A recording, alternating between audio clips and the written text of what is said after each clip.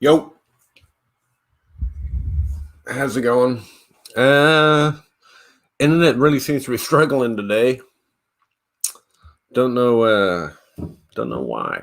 I'm mid grind. I've collected most of the data from this week. I'm just trying to fix the team against stats for the matchup so far. How you all doing? And why do I have 18 viewers?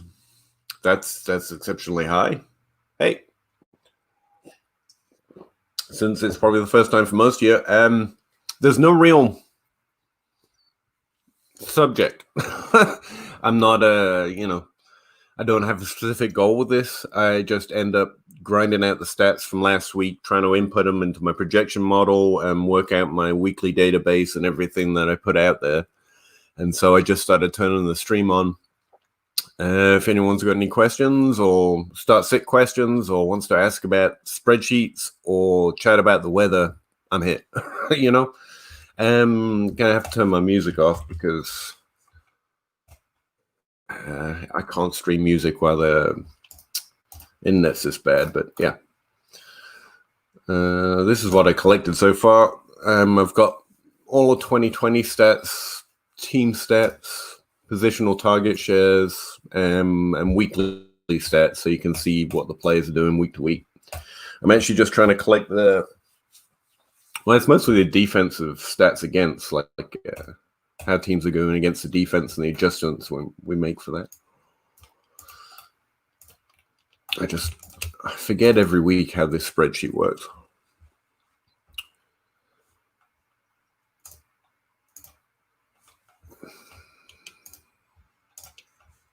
I'm going to shrink this. The spreadsheet's probably even more boring than my face.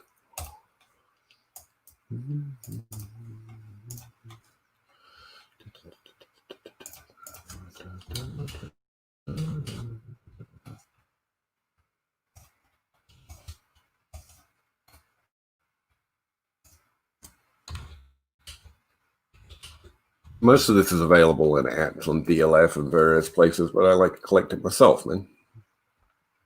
Hey, J Mike, how you doing? Beautiful. That's too strong a word, but I appreciate it, dude.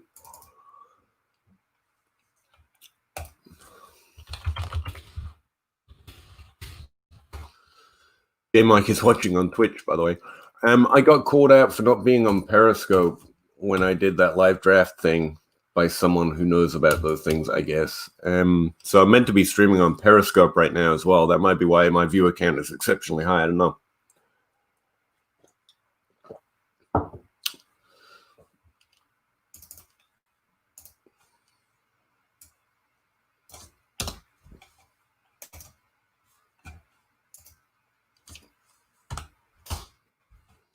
I'm dragging stats from 4 for 4 right now, by the way. Anything new?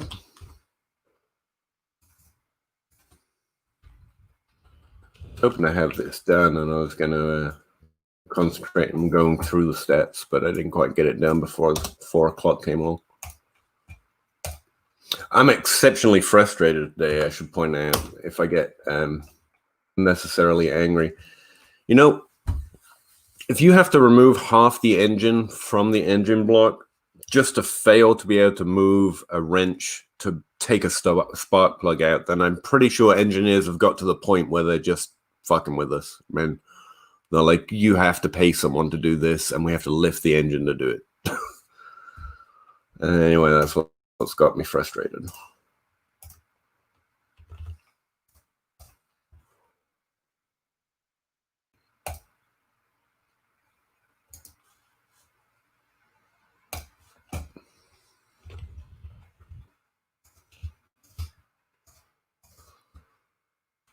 We sure can talk about Sam Darnold. What do you want to know? Oh, I just got a lot of lag. Both mediums. There's like 50 mediums of J-Mike. And I'm on Twitch and I'm on YouTube, which I think is pretty good for a guy who doesn't know what's going on. And now apparently I'm on Periscope. Down to 12. See you later, guys.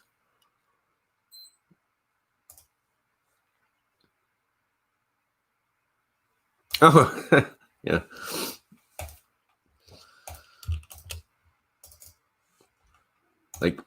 you should be able to change spark plugs yourself. I mean, I'm not asking to be able to renovate the engine. You know, they can charge me when everything breaks, but I should be able to take a damn spark plug out without literally breaking my wrists.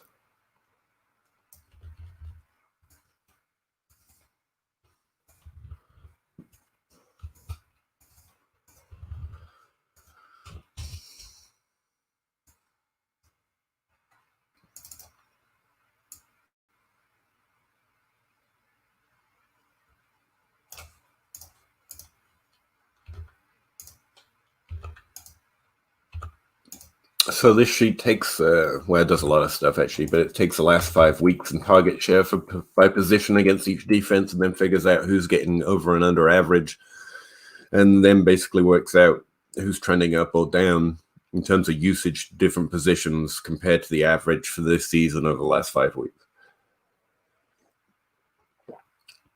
Yeah, that's the 3 I got going right now. Donald, I mean, haven't we been worried about Donald for a while? I mean, let's see. I'm not really a QB guy, as you know. I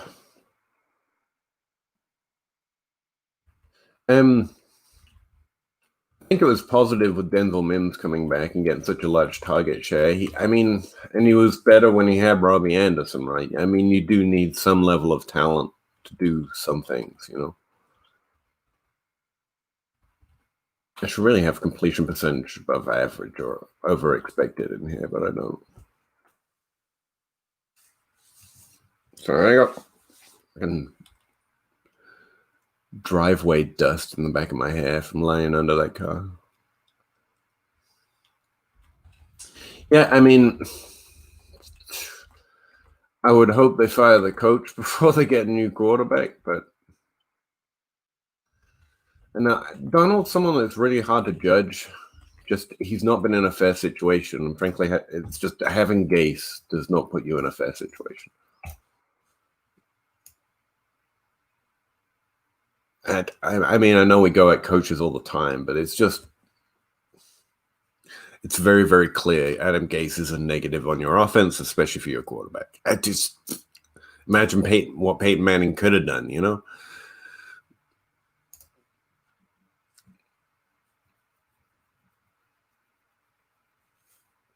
Yeah, that's the problem.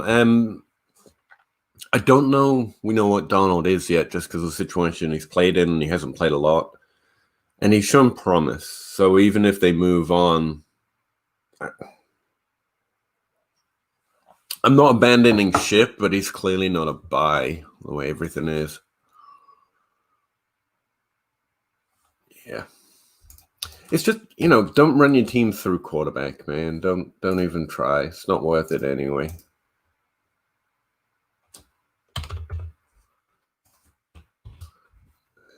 QB value going up or down it doesn't affect my dynasty team so much. That's not the heart of the team, you know. It's just not the place I want to put it.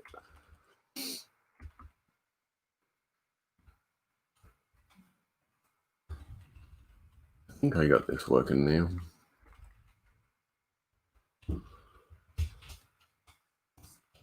Actually, the only New York Jets story I'm interested in right now is if Denzel Mims can bring his average target share over 10%. Now he's back on the team. I'm thinking about this. I haven't sold players that I would advise to sell, or bought players that I would advise to buy enough. I do too much work, not enough playing sometimes. But like Chris Carson, I should have done more work to sell him before last week.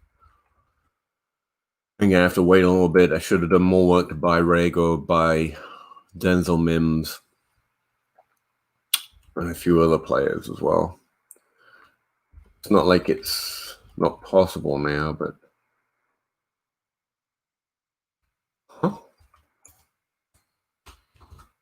Where are the Rams targets? Were they off this week?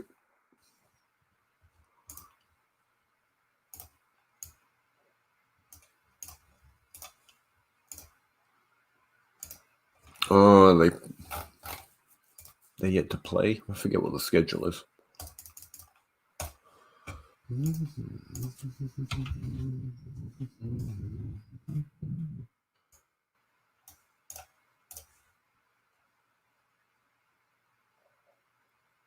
All right, the Rams are playing tonight. That's why.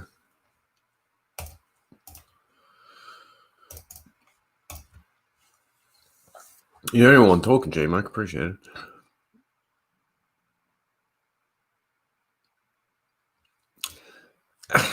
Like, it's not like quarterback isn't valuable, but it's like in Superflex. All right, I keep getting in trouble for my ranks because I think about Superflex differently. I want quarterbacks, but quarterbacks kind of work like tight end do in regular leagues, or especially tight end premium leagues. You could get Ben Roethlisberger, you could get Terry Bridgewater, you could get a bunch of decent quarterbacks in decent situations, or really good quarterbacks because they're old, for a lot less. And that tends to be, and I like them better because I know more of what they are. Like Cam seems to be struggling with COVID or whatnot. But I'd rather speculate at lower value in quarterbacks that I know what they are. And I know that this isn't the year for it when you've got Herbert and Burrow on your bench and you're feeling pretty good about it. But like, I'll buy them now or when their value drops because they're not a top 5. You know, like Lamar Jackson is worth a little bit less than he was like this time last year. Like, I just wait for their value to come down and to be pretty sure of what they are. It's like Sam Darnold. I don't have him a lot of places unless, you know, someone gave up on him completely. So my preferred building block, I guess, for Superflex, I just stick with running back and wide receiver. And in fact, I want to plug my value into wide receiver, but I want running backs to be the week-to-week winners, you know. So I buy part-time running backs, and I stock up on wide receivers in order to exchange them for value when I can. How to frame this? The cheap value at each position is in a different place. With quarterback, it's well-known older players, right? With wide receiver, it's discounted players because everyone thinks they're going to be bad once they reach a certain age. So age has something to do with both of them, to be honest. With running back, the value is in a Chris Carson, frankly. It's a guy who we keep expecting to go away, but keeps producing top 20 points per game numbers. Single season running backs where the value is. With tight end, is with anyone that has proven to have a top 5 or top 12 season but isn't sexy because everyone wants a new guy. Second, third year players. So younger players compared to running back, wide receiver. But that haven't done much through the first 2 seasons because everyone, no matter how much everyone promises and says, you know, don't expect much from tight ends. They give up before they should actually be expected to do anything pretty much every time. Their value is at least more accessible than anything else. So it's not really about Superflex to single QB to me. I pretty much have the same building blocks in both formats. And I don't let the specifics of a league adjust my values or where I'm searching for value too much. I think we over adjust for stuff constantly. The smarter we get, the worse we do it, actually. It's like, what was I just thinking of? Shoot. It's like Dynasty to redraft, right? We adjust for age because you should. That's where value is. But it's not necessarily where more points come from earlier or anything like that. Dynasty gives you access to more long-term value for a player. It doesn't have to be great for this season for him to be rosterable or even a high trade value, right? That doesn't mean they're actually more valuable on a week-to-week or a season basis. So we tend to adjust for age too hard because we want the sexy player without realizing that he's sexy because of his value, not because of his points. And this is an old hat, right? Everyone understands this, but we are prone to it just because that's why we're in Dynasty. We like certain players. Hey, Spaceman, hat tip. And we want Justin Jefferson, we want CD Lamb, we want these guys on our teams, and we want to go, hey, look at my sexy roster, which is great, and I want to do it too, but it just creates points opportunities elsewhere, and it's the same with quarterback. And the minute, and that's just dynasty to redraft. And when you switch from 1 QB to 2 QB, quarterback has more value indefinitely. And John Bosch is right. Just hammer QBs and trade them. It works. But we are just too hard for that when it comes to thinking about winning. Like, that's a value thing. That's not a points thing. And so there's always kind of an edge in it. So, yeah, it's not that my building blocks change from one format to another. It's just that I don't let the parameters of the league adjust what I think about where points come from. And as long as I keep my mind on that, the team build tends to be different league to league. And remember, I'm not winning 100% of my leagues. I'm not saying this is the obvious, but that's just the way I found the best edges, you know. That's how I approach it anyway. Mims woohoo, agree, J Mike. Hey, have you met Zach? I have now, Zach. Appreciate you. Thoughts on Ayuk? Why does everything sound generic? But he's a first-round receiver in a great class that people are forgetting about. I wasn't too high on him coming in, but I thought it was interesting. He's got one of those profiles where he's got one great year, one terrible year. So what do you make of that? I don't know enough. I don't invest in the San Francisco 49ers too much, just as a team on a team level. I think they're going to be the better NFL team than they are a fantasy team, kind of like the Patriots in that way. Right now, off the top of my head, my thought is on Ayuk is he might be undervalued because people want points, and you've got all these great rookie wide receivers doing stuff, and he's not one of them yet. So it's a weird point where he's not one of my guys, but if I'm getting him at the same value,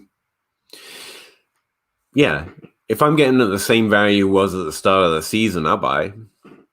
Mainly because all that's done is someone else has burnt the roster spot for this many weeks while I've got to speculate in wide receivers. And I'm a big fan of letting someone else carry players that I like. If you liked Ayuk coming in, you should be buying. This season almost doesn't matter for a wide receiver, even though we've got a lot going off right now. So I'd say if you like him, just keep liking him. Me, I kind of didn't know. So if I get a lower value on him, I'm going to do that. And that's where I'm at. He has had nowhere near enough opportunity in the NFL for me to say, oh, he's good now or he's bad now. I mean, he's been fine on the opportunity he's gotten. And I do have certain benchmarks players need to reach in their first year for me to get more interested. And he's not there yet on a volume, efficiency, or any kind of metric, but it's week 7, you know. That's a bitch of it. You need a full season to really judge them against that benchmark. I just did a podcast looking at how they've fit so far, but I mean, you need 16 weeks. So yeah, just buy right now if you'd like him. And like I say, his rookie profile is kind of 50-50. Great year, terrible year, no idea. So if you like him, I'm not going to tell you you're wrong, and now's a good time to buy. Hey, Spaceman. Rotoviz didn't update till 11:30 today. I went through some serious withdrawals. Yeah, I was stuck under a car, so I missed all of that tilting fun. I've just been updating as normal. Hey, Gio. Or Gui. I'm not sure. Mr. Ross, how you doing? Long time listener. I appreciate it, man. The podcast or these crappy streams? Which one? How do you feel about Rashad Higgins? I got enough argument on Twitter about someone on Rashad Higgins. It's really weird the way you shift in the overall conversation on a play in Dynasty, you know, because I love Rashad Higgins as a lower drafted prospect. I thought it was pretty productive adjusting for his age in college, even in the conference that he was from. So I kind of liked him. And by the time you get to year 4, and I haven't seen much, and he's bounced around a couple teams, I start to worry. And last year, someone was like, this is the year for Higgins. I was like, probably not. And now everyone's forgotten about him. He has one good game. I think Higgins is a above average player that's going to be a better NFL player than he's going to be a fantasy player. He's always someone worth keeping an eye on for a desperation stream like this year, where we're starting anyone almost with the way people are coming on and off the depth chart. Higgins is one of those players like Keelan Cole that I always have my eye on. I always stuff at the back of a bench if I have a spot. He's not going to, I don't think, in my opinion, turn into a regular top 24 wide receiver, but he does have that in him. He's a very decent player. Teams value that skill set. His value is never going to go up because of how far into his career he is and the fact that he was lower drafted to begin with. So he's not a great like dynasty hold and sell. But if you have him, or you can get him off the waiver wire and flip him for some value, that's what you do in dynasty. Week to week redraft, he remains just very back of the bench streamer start. That team's got other players and they'll go off in different times. But I like Higgins. And Dynasty's values keep buffering me around on whether I'm pro or negative, but that's the way I play him. Yeah, and to your point, good dominator, even though I don't use that stat too much anymore. And he's 26, he's fine. But so was Cameron Meredith, so is Tyrell Williams. Obviously, he's injured now too, but he's in that category of a player who can do things if in a spot and the team needs him to. So he's always going to have good weeks every now and again. Doesn't have enough draft capital, or team's ever going to concentrate on him long term, and dynasty players are going to be standoffish. So yeah, I think that about answers it.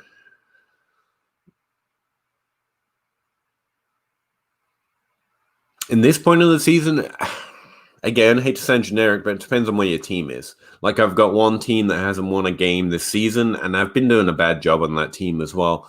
So anyone that's got value, I'm trying to push that, especially at running back, and trying to push it into wide receiver. It's a super flex and also a tight end premium league, so I'll push it into tight end. I'll push it into wide receiver or quarterback as much as I can, because there's no point in it.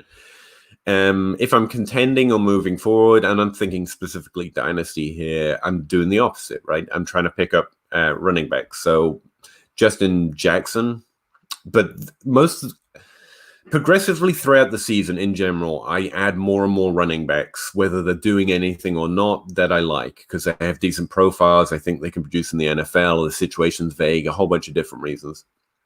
And I start dropping wide receiver depth. This year, it's a little difficult to drop depth, but I'm still been pretty much keeping to it. And so, Chase Edmonds, Justin Jackson, those guys have been on my team for a while, and now they're starting to put up streamable points, and hopefully they can do more. And that's just my basic philosophy. I continue to add running backs and decrease wide receiver depth as the season goes on, hoping to catch some of those points that come up because of injuries. This year, with the way depth works, even wide receivers are working that way, to be honest. Like, Rashad Higgins is more rosterable than most years because you never know who's going to get injured or who's going to get 3-week COVIDed, and it's more difficult that way. But that's my general philosophy, trying to stay vague on it, like you said.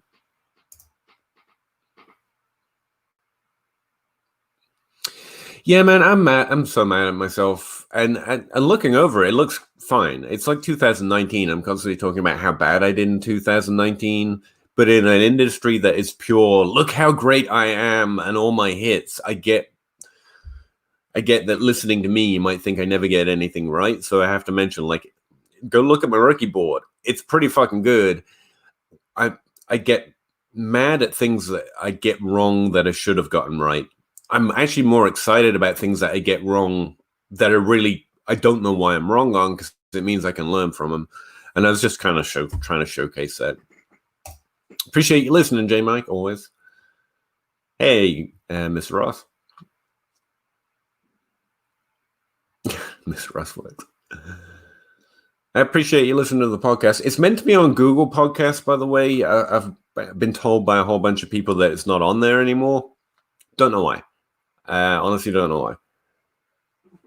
But I contacted DLF and they said they were going to put a nerd team on it, so hopefully they can fix it for me. I keep thinking I have to come up with a overarching point of the podcast because everyone's got like a schedule. We do start sits and we do buys and we do trade and, matchups. And I just kind of do one podcast a week, year long, and it's kind of on any subject. So I try and get guests on a lot to try and keep me on the rails. But it's fun. I hope you enjoy it too. I'm sorry it's not as actionable always, but howdy, buddy. Bean 824, Bean 82 forever. I agree. It's a great name. How you doing, bud? Yeah, I think people honestly appreciate rants. I think that's what I'm best at. People like it when I get on a rant about something or other because it's the best way I can cross the barrier between entertainment and content. And I felt like I could rant about my own rookie rank, so I'm glad it worked. Higher on him than Higgins, personally. Donovan Peoples-Jones? No, I was never really on him.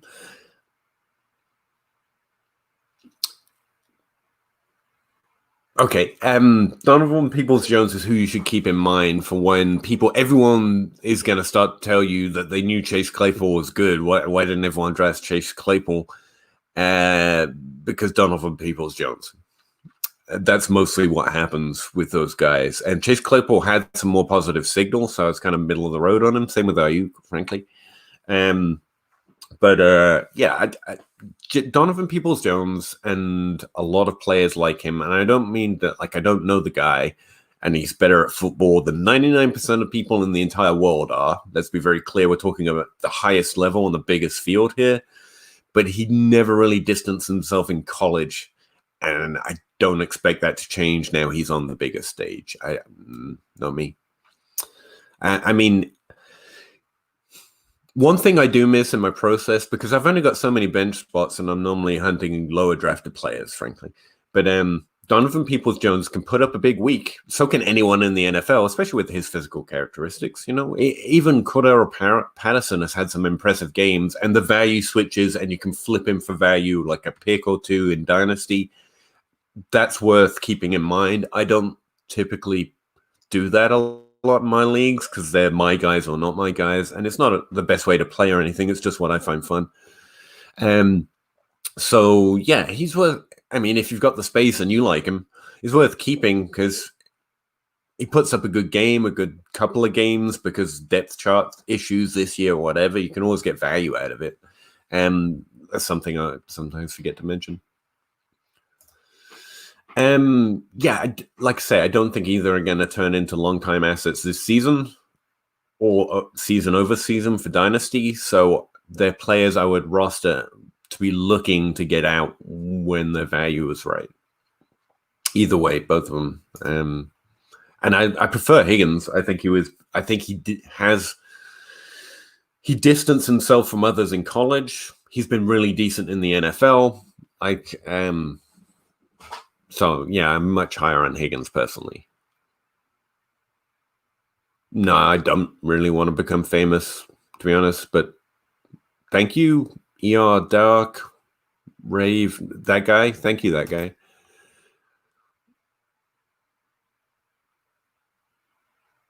Yeah, Juju was a lot more stable this week. Let's take a look, man. I've been meaning to look at a few things. I haven't finished, but I was wondering if it was because his ADOT changed. Because his target share has been decent. It's just where they're using him, and I've been blaming Big Ben personally. These in order? They should be in order. Yeah. So it was week 7. A yards per target. Yeah, his A yards per target crested over 7, which is really low anyway for the second time this year. And the last time was when he had a pretty decent game because he got a touchdown in week 3 as well. So, yeah, I think he's the best wide receiver on the roster, to be very clear. But Deontay Johnson is a very good player. And Chase Claypool looks decent as well. And I'm not going to fall into the Pittsburgh just draft wide receivers well, or Ben Roethlisberger can make anyone good. I don't really believe any of those things are going to work long-term as a process to add to your process. But all three are good players. Like, we need a season's worth of data, but Deontay Johnson's pretty much locked in to being in the good category. Chase Claypool, very good signs early on for a rookie. And to be clear, was not heavily on him. I'm not saying, hey, I got one right or anything. Like, a lot of people liked him better than I did. I was kind of middle of the road on him. So they're all acquirable when their value drops. Juju, I don't know if it's going to remain stable this year because Claypool's still there. Deontay Johnson's someone that Ben likes to focus as well. And honestly, I was looking forward to just buying a little bit more cheap Juju because he's a little easier to know for sure he's very good. And this season's been rough. I still don't think 2020 he's going to be startable every week. And that's from someone that drafted him as a top 12 wide receiver and had him ranked as a top 12 wide receiver, taking an L or whatever they call it these days. I've got him in the Scott Fish Bowl. I thought I got him at value, and he's been terrible. My wide receivers was struggling enough last week that I started him, so I looked out. I think I had my second week over 200 points in the Scott Fish Bowl actually this week. Pretty cool. Very happy about that. But I probably wouldn't have started him if I had another decent option. I think his 2020 is going to continue to be rough. But to be real clear on this, I think he's the best wide receiver in Pittsburgh, even though the other two are good. So dynasty-wise, any wiggle in his value, like he has another bad game, I'll buy some more. I think he's great. But Deontay Johnson is obviously clearly very, very good as well. Is that some fire? Higgins over Donovan Peoples-Jones? I don't think that's fire at all. Like, I don't think anyone... Don't get me wrong, I'll get worked up on Higgins on a podcast someday, I'm sure. Because I love to show up for lower drafted players.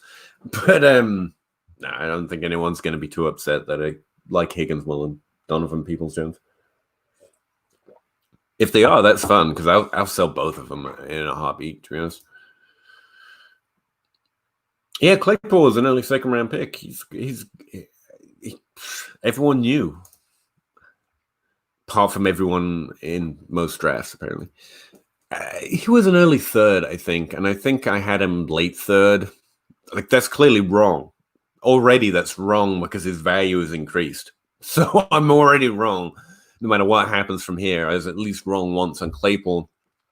Yeah. I have to see him more to know what he is long term. But, I know what Juju is long term. That hasn't worked out well. I mean, it's all back and forth. And remember, you don't buy wide receivers to win. If you're trying to win and you need wide receivers, those aren't the guys you're interested in. These are all value guys. You make the right move at the right time to sell up or down. Claypool has a high ceiling. So does Deontay. So does Juju. They probably can't all hit it on the same team, and they won't all hit it this year. It's a problem, so they fall into the value conversation. Wide receivers I'm pushing for if I'm trying to win are more players that you can add, like a Julian Edelman, stuff like that. People will get you points, but no one thinks they're going to exist next year. It's kind of always a move in Dynasty. I think N'Keal Harry is becoming a buy again because this season was a lot more positive, which is a great thing. That's just a random value add that I just came up when I was describing Pittsburgh for some reason. This season's going to look good as a second season for a first-round wide receiver. I think his end of the year stats are going to look like we should have more faith for him. But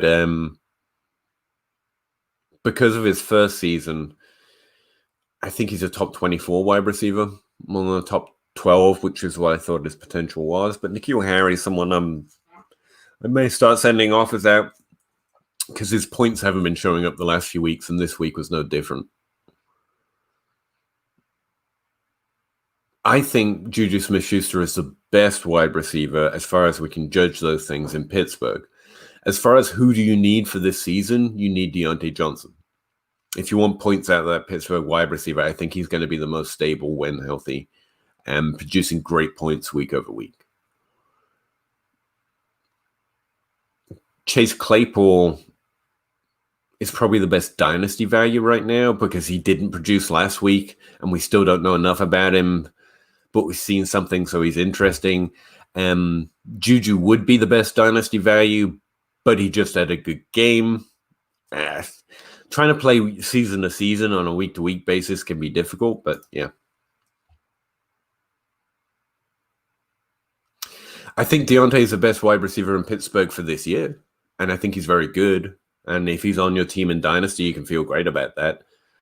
I'm talking as a player, the guy I have the most faith in. If we could say, and it's really hard to say, like, who actually is best, because we're interested in points, not real talent evaluation. But I think it's Juju. I just do. Screw you.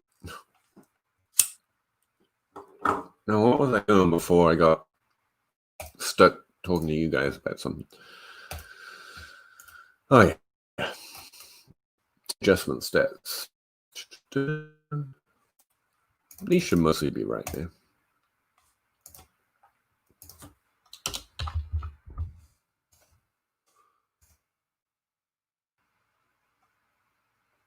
Quiet, damn it. I got to get my Patreon. I get this sheet out for all the tens of people that actually use my data to.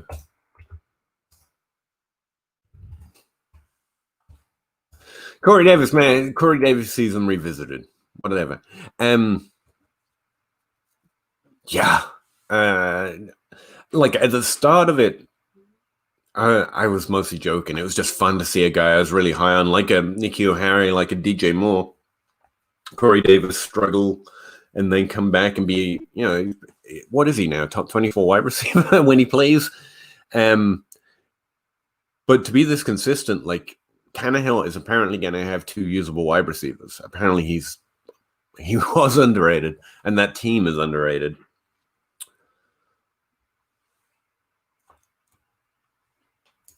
No problem, J Mike. I can repeat myself as many times as you need.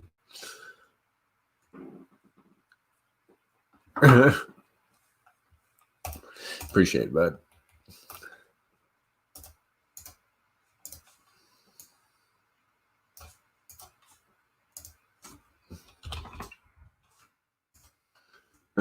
Schedule week 8. We got to do 23.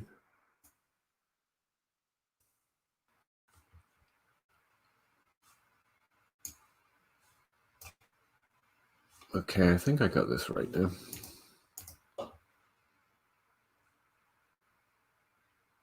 Looking in the HC.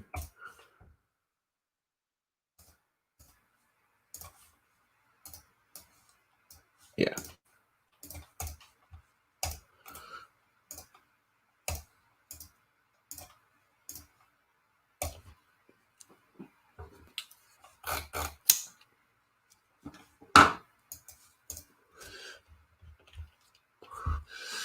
Sorry, my processor just shut down.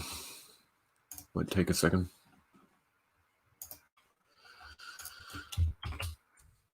I don't know why this split.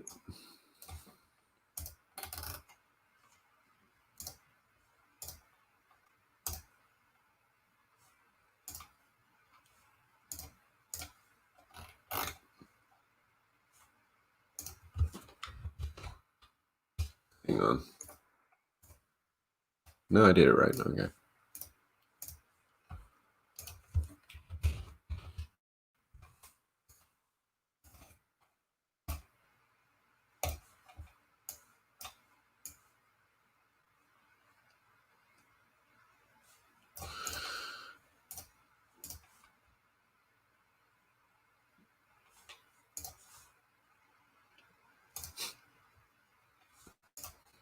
I miss my music, man. Country internet. Can't beat it. So 2 things I added might have been missed. Someone specifically asked about them, and I had to merge 2 different databases to do it. But on the team against tab, you can now see the average air yards against each defense, as well as the average racer, and you can also do it by position as well. I posted some of that this year. Like apparently through 7 weeks, Seahawks are getting the most air yards against them completely. Most of them are going to wide receiver. And you can really see how air yards kind of suck from running back in this, by the way. But anyway, the only difficulty is because I've got positional breakdowns broken down differently on the right side when you're looking at touchdown rates and stuff. You get multiple results for the same team because in these columns right here, hang on, the positional splits are across the top, right? So this is wide receiver, this is running back, this is tight end. But across the right, well, I'll show you. The positional splits actually work across the column. So this is quarterback, this is running back, this is wide receiver, and this is tight end. And so I've got it going in 2 different directions, which isn't ideal. Hopefully everyone can figure that out. You're looking at team across on the left and player across on the right. But, you know, it's working for us.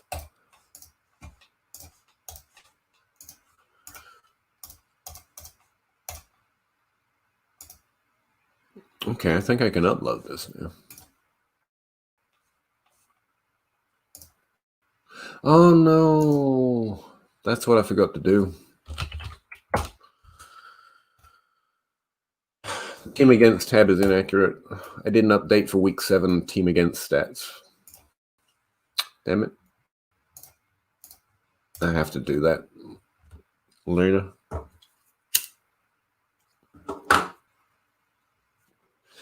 Yeah, it's pretty neat. I didn't even think to do it because I'm taking air yards from the same place you're getting them. Fantasy Stat Man? No, FS Spaceman.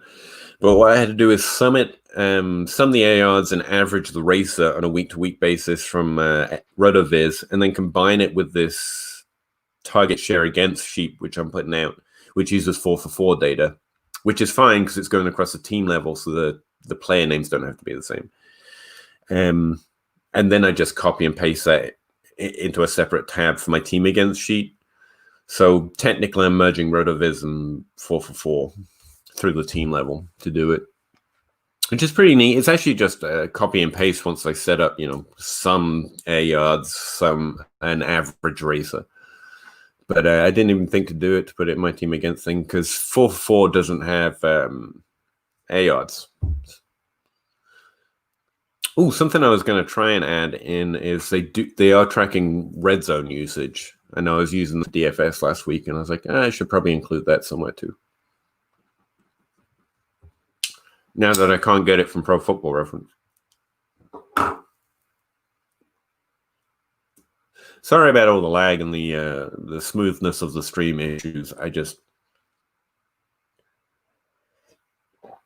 live in a very small, non-internet-y type place. What can I tell you?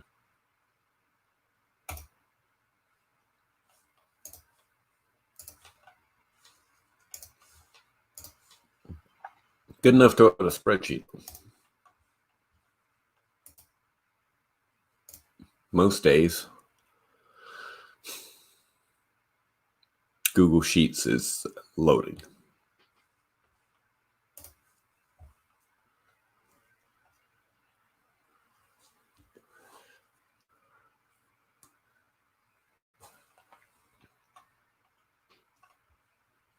No, this is my projections one. Okay. No, stop it.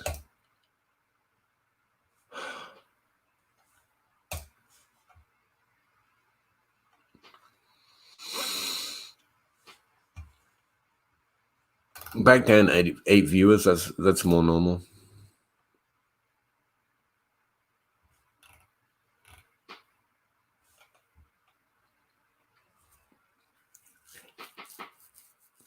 Yeah, I did a bad job of running that draft, I think, Spaceman, by the way. It was fun, though, I thought. When I get this uploaded, I'll share the link to it in the chat as well as on Twitter and everywhere else. So if you're interested in seeing pretty much every stat ever for 2020, it's a coming. Hey, Dunkton, how you doing?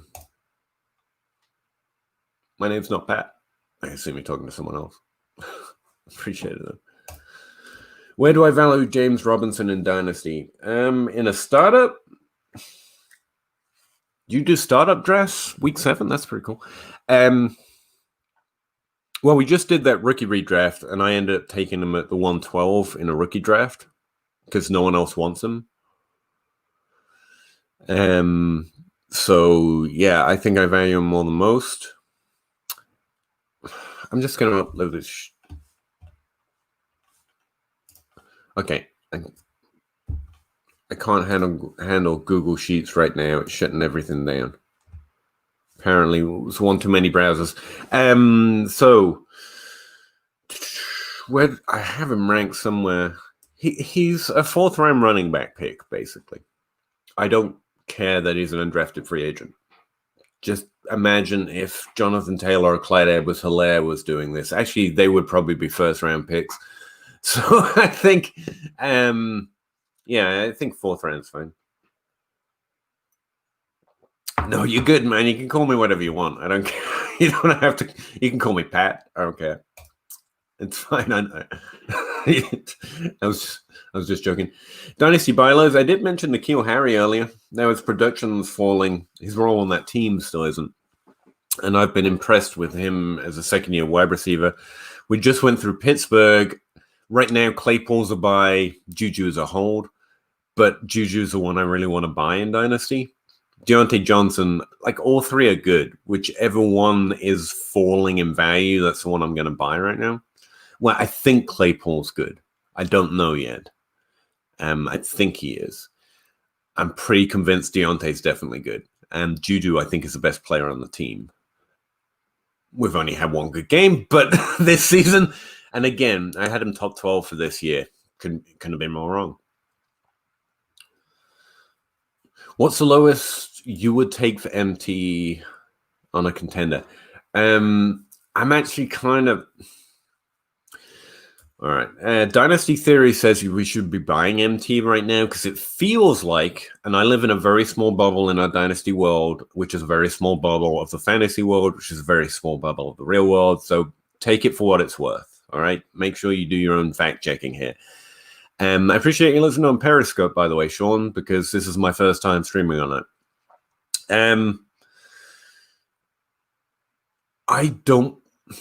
I'm starting to fade off of MT. Right now, his dynasty value feels low, so I want to buy him more than sell him because of all that conversation and stuff about him and the team. But that stuff is one of the only things that will make me come off a good player. Like, I don't know. I can't judge personal situations or how that's going to work out. That makes me more nervous, so I'm more selling than buying. Having said that, if I'm wrong and his value is low, we should be buying. On a contender, it's hard to come up with a generic value because normally we'd say picks, but if I'm on a contender, I don't want... Picks aren't my focus. I'd be trying to combine some kind of 1st round pick with a running back that can help me win this year. And it's just one running back. I mean, I want Alvin Kamara. Give me Alvin Kamara on a team that's not the team that's not pushing, but if they've got Alvin Kamara, they probably are winning, so they probably don't want to sell Alvin Kamara. And if I'm a contender, going after CMC doesn't make much sense.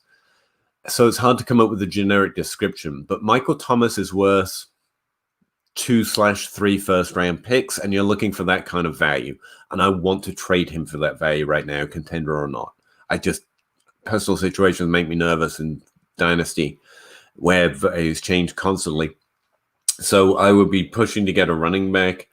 I'd be fine pushing to get Clyde Edwards-Helaire. With Hunt on the team now, his value should be muted.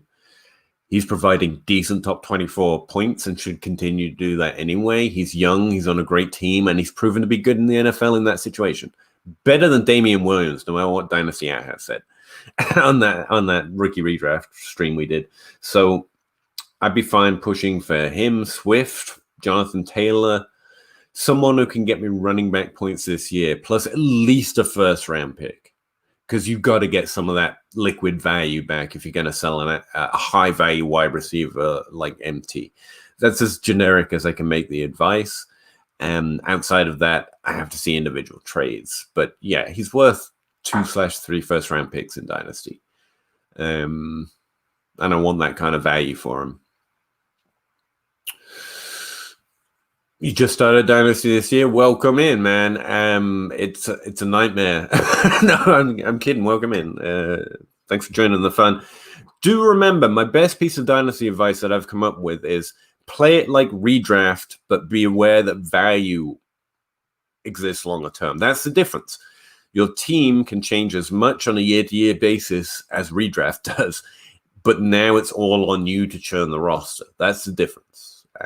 Sometimes I think the initial advice we get makes us think we're meant to draft a team that's going to last multiple years. It's not. Rosters should change over a lot. It's just you can't redraft your team every year, so you have to churn your roster through trades and draft acquisition and rookies and playing value. That's how it's different. It's not that you need young players and just young players. You need points still. I mean, if that's helpful at all. I don't play on Sleeper much. I want Sleeper to be good. I want alternatives. I don't enjoy the system. It seems to be based more around using your phone, and I prefer to do stuff on my laptop. So no, I've played on Sleeper before. I've helped out a few other people playing in their leagues. I did some consultant jobs, and they were on Sleeper. So yeah, I'm aware of it. It's good. It's just it's phone based, and it makes it awkward to use on your PC, and I don't like that. It's that simple. It used to be terrible. It's gotten a lot better.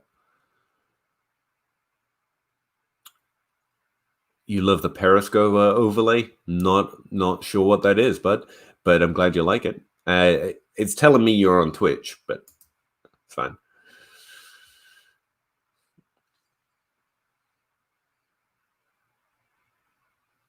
Yeah, pretty much. I do want to sell MT. He's a good person to sell in order to get points if you're pushing to win. But the guys you're looking to buy, if it's James Robinson, and James Robinson is a legitimate buy right now for this season, and I think long term, more so than some will, because I don't fear his lack of draft capital. But there you need at least a first round pick coming back, just in case I'm wrong on that. And you're probably going to need a wide receiver to boot, and the team with James Robinson probably in a good situation would be my guess. So it's hard to get those guys. And if I'm selling an MT for someone like Chris Carson, plain out points, then you need a really good wide receiver buy coming back to you. You need CeeDee Lamb, you need Justin Jefferson, and you're not going to get that. So you need Juju, someone of that caliber that's struggling a lot. And that first round pick, I'd even take, multiple firsts, 2 firsts, and James Robinson would get MT off me probably, especially if I was pushing to win, because I want those running back points. I want them running back points.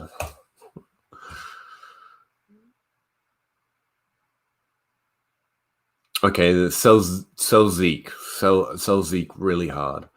Have 2 21 firsts and 2 21 seconds. Great. Cool.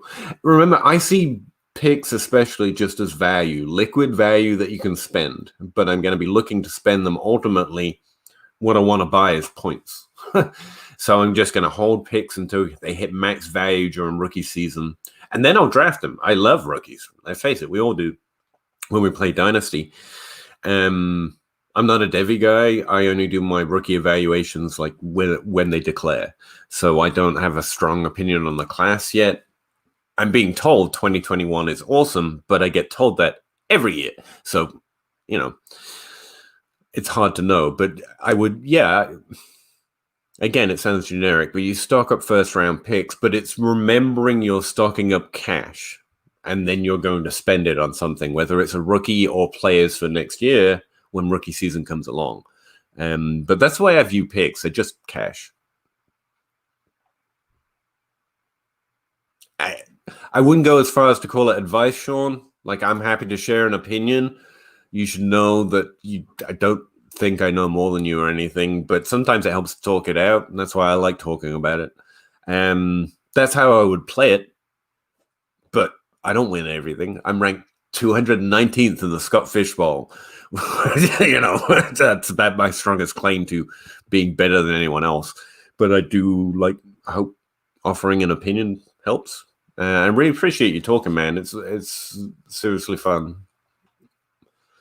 This was a lot of fun than just collecting stats by yourself when people actually talk to you while you do it.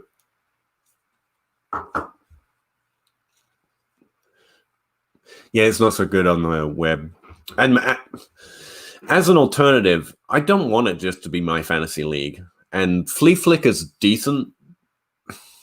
I actually kind of really like the user interface on Flea Flicker. What's the problem with Flea Flicker? Too low budget, I guess. Not enough of the best players play on Flea Flicker. You mostly get, league average poor leagues. But Flea Flicker's decent, but I would like Sleeper to be a sexier alternative to my fantasy league. I'm all about having options. I think some of these sites, ESPN should do a better job with Dynasty, but I think that they have to integrate more with fantasy stuff. Like they should integrate with DLF. I know I'm on brand here as a DLF podcast, but if Sleeper or some alternative, or even my fantasy league, wanted to integrate with Dynasty content creators, like hook it up with My DLF, which is an app which works within your league to apply its trade calculator and trade values and stuff. Up-to-date information, news broadcasts, because DLF and other Dynasty resources do so much better at the updating on news and player injuries and depth charts and who's going to be the next man up than my fantasy league, or then those generic ranks and points projections that they give us on our apps. And I'm like, integrate, man. That would be a way. I think that would be an improvement. Random thought.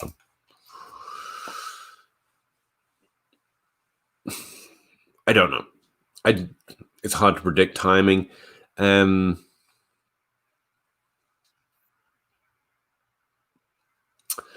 Baltimore wants to use, because it has multiple good running backs. I think Detroit is a lot not well as run team. So, and I don't know it was a plan to turn to Swift or anything. I just think Swift's significantly better. And Kerryon Johnson's decent. Kerryon Johnson play now like Jordan Howard. He's going to do well in a good situation because he's good. But, yeah, I'm just going to say yes because you should play it that way. We should be trying to buy Cam Akers and J.K. Dobbins in all situations, Dynasty or redraft. So, yeah, I think J.K. Dobbins is good enough that he will take over. I don't know if the team's planning on it, though. That's my problem, which makes it a lot harder to time. Because Mark Ingram's still a really good running back, man. And that team is successful enough. It can make Gus Edwards get multiple touchdowns, So they don't need to focus on J.K. Dobbins. I just still have faith that J.K. Dobbins can force the issue. I think he's good. I think he's really good. So, yeah, I'm buying, hoping he does it soon. But that's the problem with a talent player, man, and that's essentially what I am. I try to play value and everything else, but I'm always going to go too far in on players that I think are really good. So, again, just an opinion. That's why I say their opinions, not advice. Like, if you're like, I don't know, he's that good, man. I don't know he's going to push Mark Ingram out the way, then you probably shouldn't do it. Because the team has no inclination to do it. The team's fine. The team's happy with how this goes. I think that's the feeling I get from Baltimore. So it's a bet on J.K. Dobbins forcing the issue or an injury, but I hate to speculate on that. I don't want Mark Ingram to get injured or Gus Edwards for that matter, Screw that. But I think Dobbins is good enough he can force the issue. I hope. What are you selling Zeke for? If you're tanking, the first move is picks, right? He's worth 2 first-round picks. That's where I draw the value line. Right now, picks are probably pretty easy to trade for. We're mid-push, right? We're mid-season. Close to it I guess week 8's a better midpoint. And whoever's buying Zeke should be into selling 2 first-round picks. Or that value. If you can't get them, my first stop is wide receiver. They're the next best liquid value. And you've got Rager, you've got you have to add a lot to Denzel Mims to get to Zeke. But Jalen Rager, he's still worth at least a first-round pick, always was. So that's half the value right there. CeeDee Lamb's probably worth a pick and a half. Justin Jefferson, same story, pick and a half. And then you add a little extra, right? And get a Justin Jefferson or a CeeDee Lamb and a second-round pick. That seems like a low value. Like you could probably get more than that.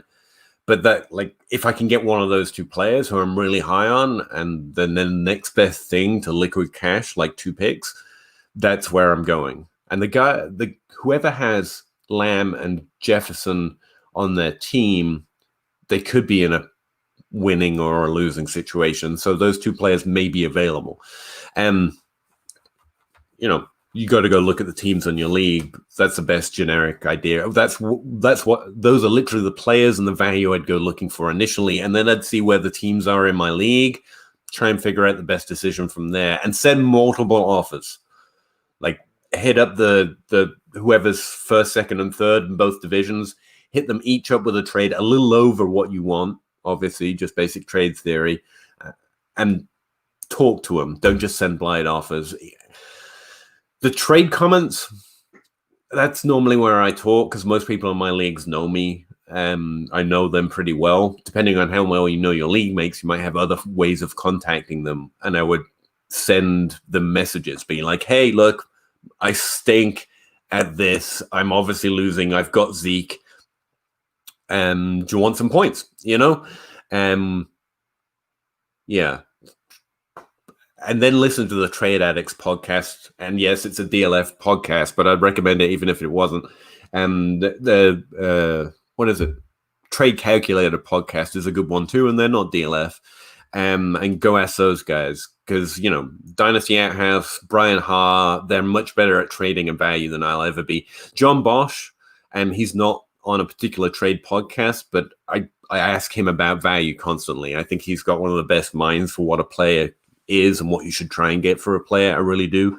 John Bosch on Twitter, he writes for DLF, but he doesn't really write. He's just a good fantasy football player, so people sign him.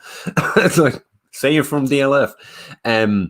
But yeah, those are the people I would ask specifically about value for a better idea than me or a better trade idea, and they've got better ideas of how to approach trades as well. But me, that's where I would go. To ask those guys at them. Like those guys love talking about football on Twitter or anywhere else, but also listen to their podcast because they got better suggestions on how to approach trades in general. But me, like I'm doing this week, I'm selling players, buying players, and those will be my first moves specifically with Zeke.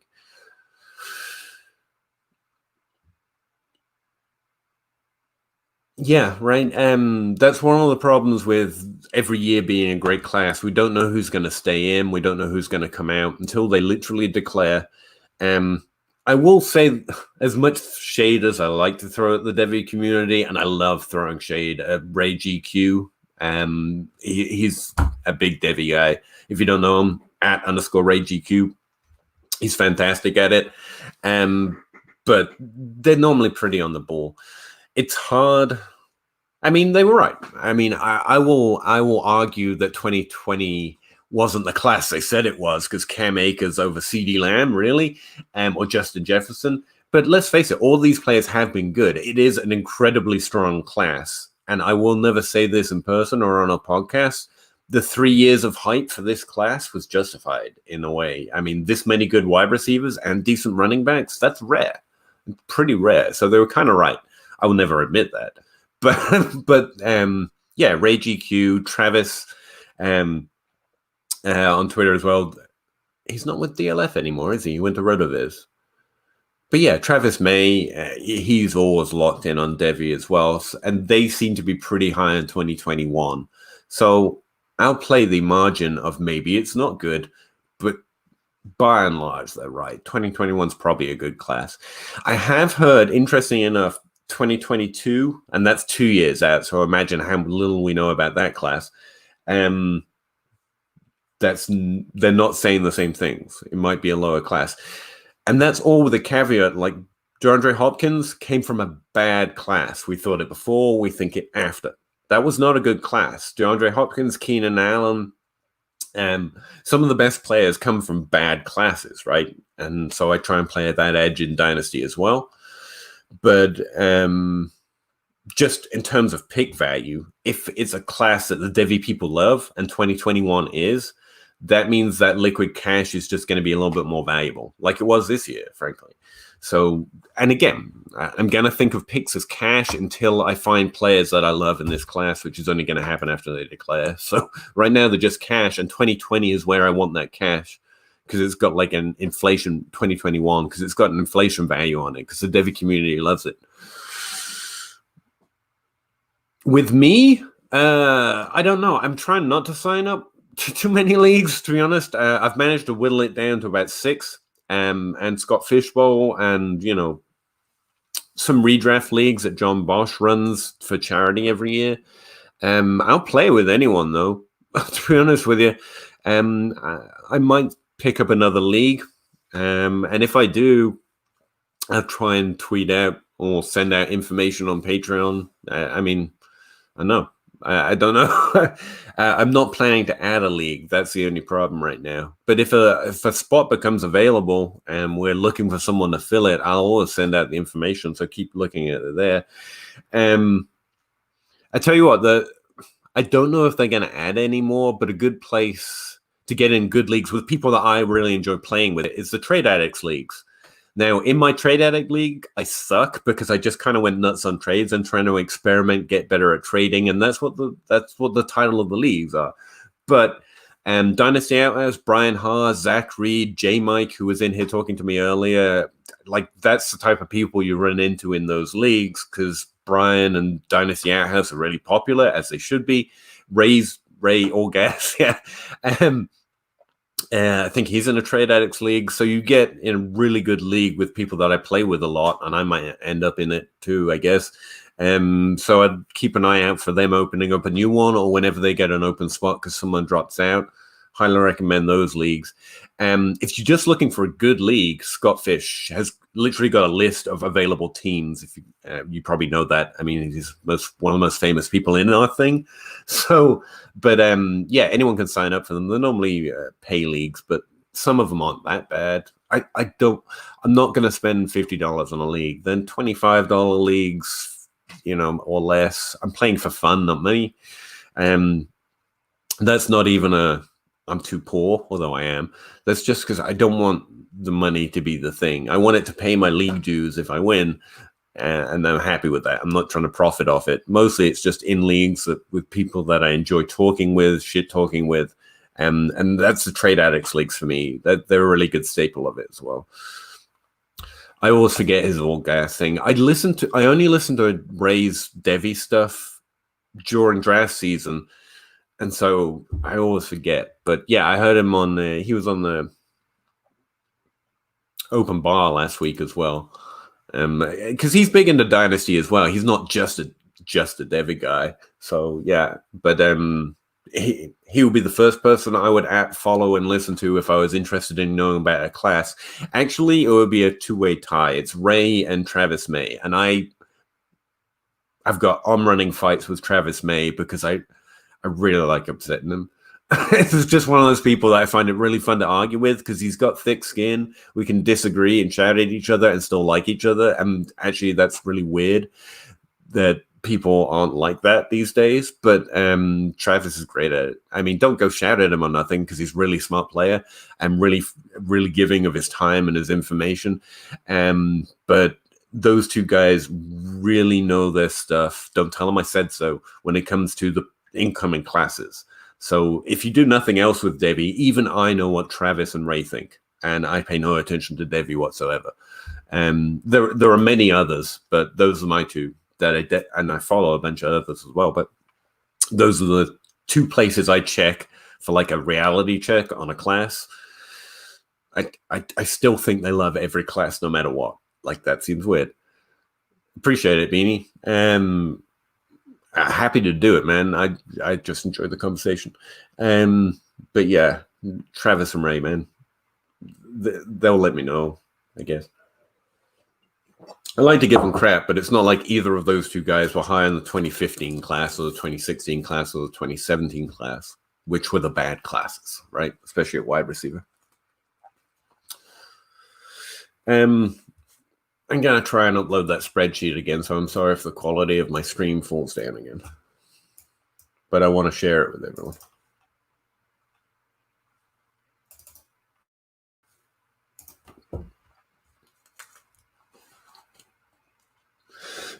I would ask for start sit questions, but with only one game left, I doubt anyone has them.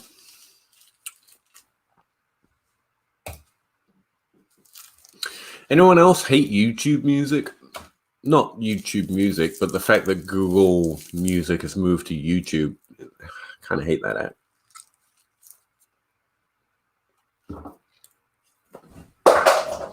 Give me a second.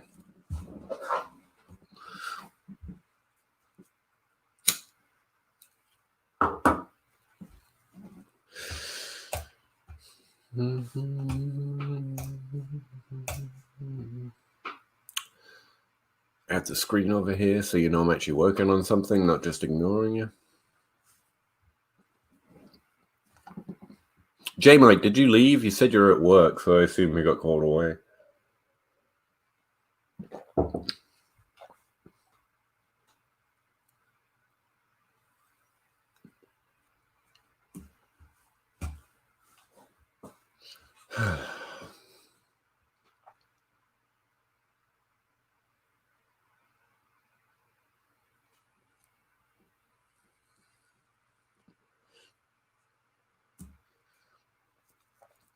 Tell you what happened to me last week, if anyone's still here. My projection, I broke my projection model because I've got this bad habit of putting in my projections for the week and then it getting to Friday and being like, you know what I could do to improve my projection model. And so I started experimenting with it. Instead of backing it up, I end up saving it, which means overwrite everything. And that happened to me this week. I was trying to use yards per touchdown to try and get better at predicting touchdown rates. For my projections go to Player Profiler. That's the stuff that the projections are from me. The rankings and all the smart stuff is from Matthew Kelly and that whole team. But the projections are from me. And they give me advice on the projections as well, I should point out. But yeah, they asked for an update on Saturday. And I'd literally broken it Friday night. So I was up till like 4, 5 a.m. And I had to work on Saturday as well. And I had to get that projection to them so that they could update it for Saturday. And the shit about that is that I still have to stay up in case anything looks wrong or they want me to change anything because they're in bed like regular people. So yeah, I ended up having to reinvent kind of my projections so that I could just adjust them how they wanted, because we wanted to take Aaron Jones out, obviously, because he got injured. And I ended up putting in Isaiah Wright and Antonio Golden Gandy in Washington, because for some reason I thought they were going to play. I really thought there was a good chance. And by the time I'd finally updated it all and reinvented everything, they were already declared out for the week. So I had 2 players that have been declared out in my projections for week 7. So that sucks. They weren't like starter level players or anything. I didn't project them for 20 points or nothing, but that was kind of sucky. I did manage to get Denzel Mims almost bang on the nose in terms of fantasy points. I'm pretty happy with that as, a late ad projection. I brought him in and gave him a really high target share for a player who's pretty much going to be playing his first game in efficiency because of the offense, and it just kind of slapped, man. Kind of slapped. Is that a word? Is that a word that kids say? I don't know.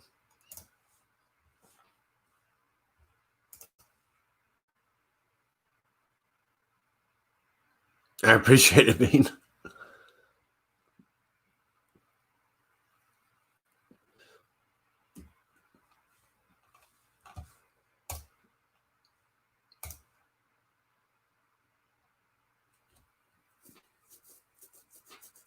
I was trying to figure out the other day, especially as someone who actively says, like, I don't know, and I'm not better than you, whereas everyone else seems to highly suggest that they're better than everyone else. Well, not everyone, but like how I got to whatever follow account I'm on and why people will come watch a stream with me and stuff. And I honestly think, because I want to know what I'm doing right, so I keep doing it right. And I think it's because I'm not trying to get anywhere. Like I was thinking about, maybe trying to get some ads and some revenue, and, because people tell you should have ambition and you should be doing more with your life. It's like, I think the reason is because I am just a guy who enjoys playing fantasy and I'm really here for the community. I know everyone says that, but like, I want to hang out with you guys and enjoy the highs and lows and tilt over my teams winning and losing. And that's it. Like, that's why I got into it. That's why I started producing content and sharing stats like this. And I don't think it'll work for me. Like, even if I wanted to push to do ads and advertising and whatever else, like, I think that would lose, if there is anything that people like about me over here in this little space of ours, it's because I'm just playing, man.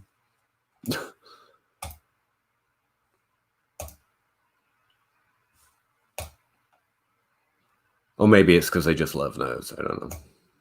Or want free stats, which is fine too.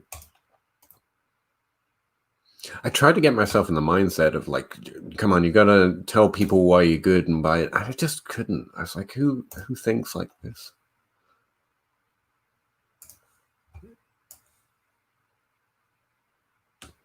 Victory lapping and stuff. Like I sent out a tweet before this week's game start about Kyler Murray, and then Kyler Murray goes freaking off again. And it just got me thinking about it. I mean, I hit a lot on a week-to-week and a seasonal basis, and I almost never push it because I don't understand pushing it. It's like whoever it helped, if it helped anyone, it's already happened. I don't understand doing the other thing. I don't know what I'm talking about right now. I'm just trying to fill the silence while I get the sheet uploaded.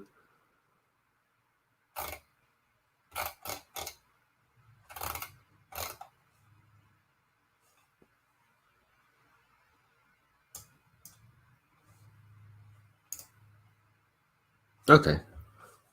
I think we're good.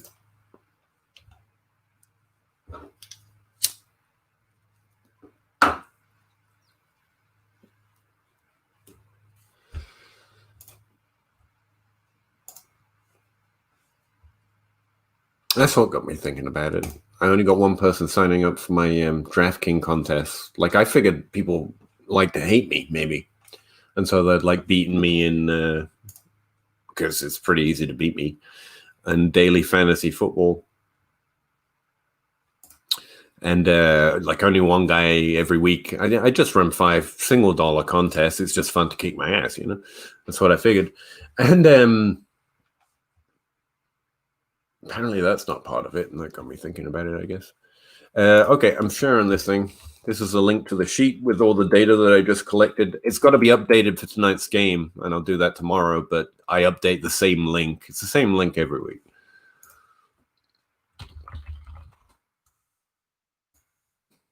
I go post it everywhere now.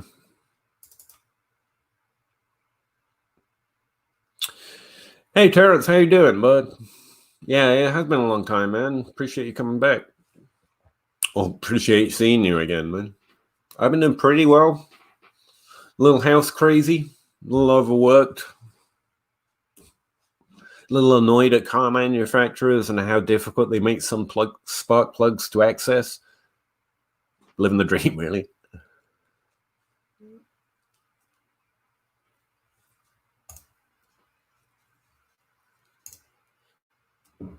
What's new with you?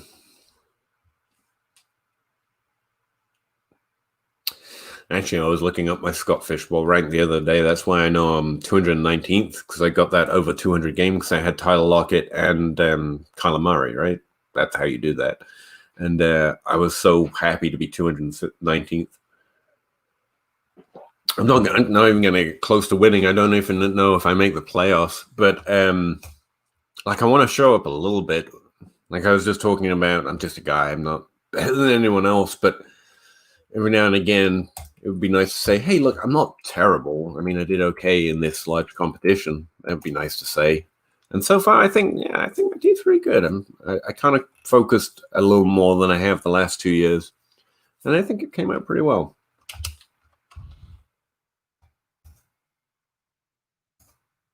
I do have Juju, which kind of sucks, apart from this week.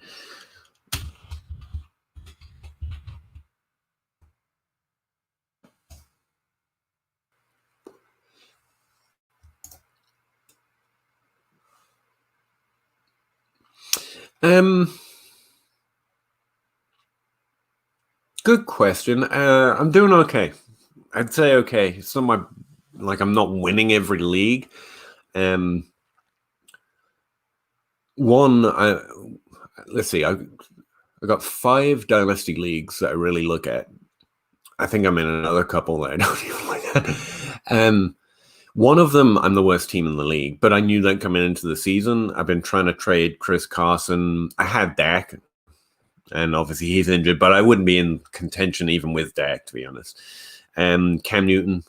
So, I was doing okay the first few weeks at quarterback, and it's a super flex league. But one league, I'm just out.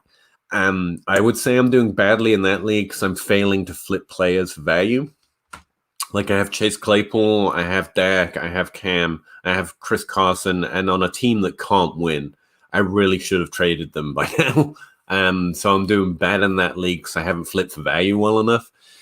2 leagues, I've got a winning record, like 5-2 or something. I'm in the hunt for the playoffs, but I'm kind of getting lucky week to week. But I've got Myles Gaskin basically on every roster, and that's my best pickup this season. I would say the fault I'm doing in that league is I haven't traded hard enough for running back to try and make it realistic. Looks like I'm going to get to the playoffs, but I'm not a serious contender with my running back situation. I just flipped some value for Darrell Henderson. It's better than what I had as my running back 1 now, along with Myles Gaskin. So I don't know. I need some players like Chase Edmonds, Justin Jackson, maybe all those running back 2s that I've got. I need them to show up towards the end of the season, or I'm probably not going to win. So I have not yet flipped the right running back value. So that's my mistake there. One of my leagues I'm kind of middling, and that's all 5, I think. So I'm doing okay. And the one I've concentrated on this year is the Scott Fishbowl. That's the one I put the most effort into the draft since it's a redraft. And I'm actually really happy with the way that one's going. Dynasty is a little hit or miss. Honestly, I dropped 5 leagues because I was concentrating on content so much I wasn't doing enough for my leagues. And I've done a little bit better this year. But like I say, in all 4 of my leagues where I'm actually trying to do stuff, I haven't done quite as good a job of it as I should have.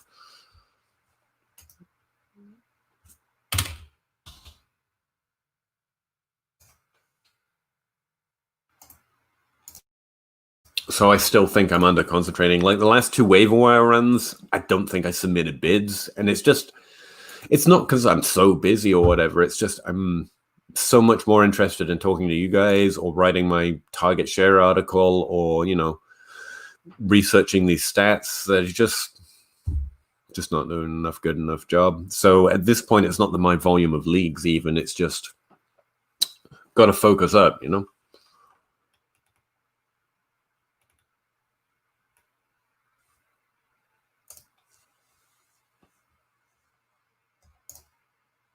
I mean, I got 4 winning records. Well, no, I got 3 winning records. Then that Trade Addicts League, I'm assuming I don't have a winning record. And then I've got that trash team. So I'll take it. For 2020, I've been really lucky with injuries. I'm not, No big losses. A few week-to-week scuffs. That's about it.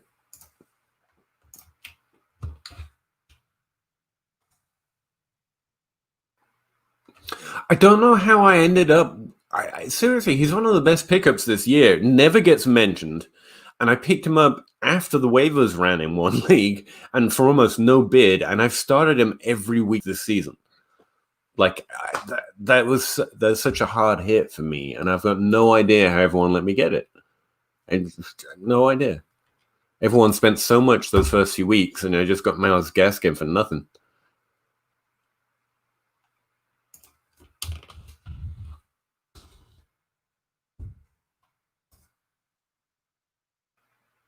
You know, CMC and Sutton, that sucks, man. On the plus side, Sutton. On the plus side, that's great for next year, right? I'm still very high on Sutton. And Jerry Jeudy's been good. But not good enough. I'm worried about him, affecting Sutton in any way. Drew Lock seems to be the problem in that offense, but we still, again, I'm not a quarterback evaluator, so I haven't seen enough.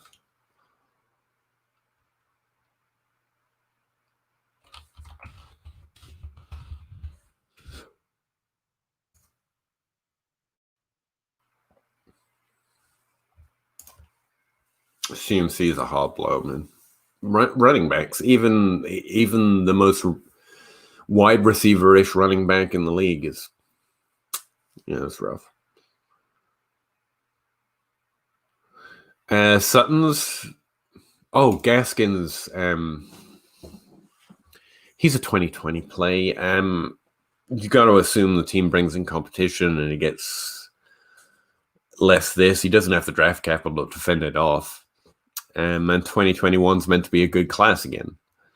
So I worry he could be Chris Carson-y upside and Trey Mason-y downside. Yeah. But if I'm contending this year, like I should have mentioned that earlier, like Gaskin is someone should add because he's a top 24 running back valued like a top 24 running back. And most of them are valued way too high. He's a week-to-week start and putting up really good numbers week-to-week. Where's he finishing? I'm going to look that up in a second.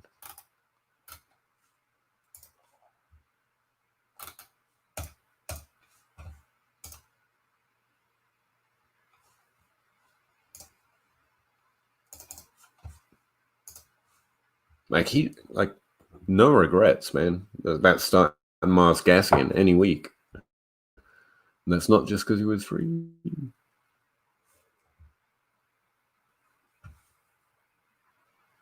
Yeah, some players just stick out to me probably more than they should because they don't seem to have any hype. Like everyone loves Antonio Gibson because he had his second good game, But I mean, Myles Gaskin was, not that floor is what you want ceiling. But like, I'm much happier having had Gaskin for free than Antonio Gibson for a mid-second or whatever he was, It just seems like the better dynasty win, yet we still can't stop talking about Gibson. It's weird,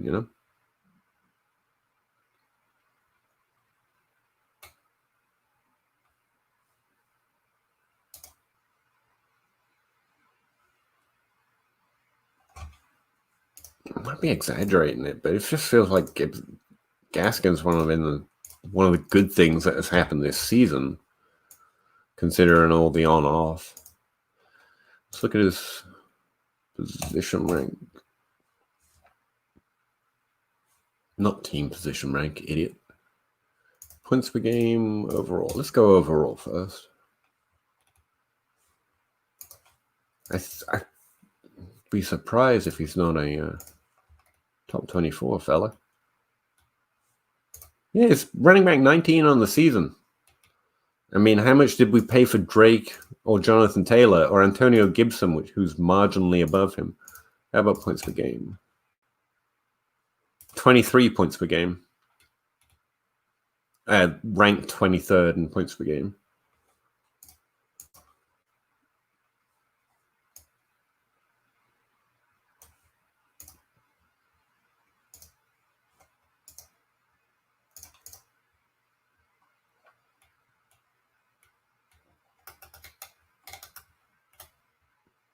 Wow, that's underrated. He's 13th in expected points per game, which is an opportunity measure. So, like, he's getting a lot of good volume. He's actually, I don't know, he's kind of due some touchdowns here. Neat. What's his trend look like?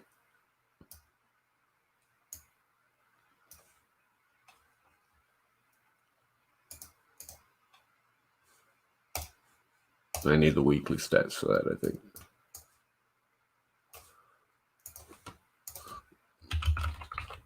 I'm just worried because his volume can disappear anytime where he's a running back and lower drafted, but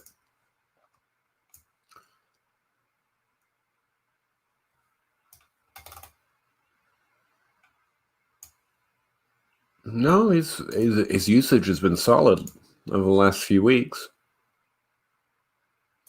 He's not really losing anything to anyone. I mean, yeah. Oh, I know. Talking about contender buys, Gaskin's one, just where I don't mind adding depth at running back. And he's startable every week, actually. But in Dynasty, people should be probably realistically worried about it.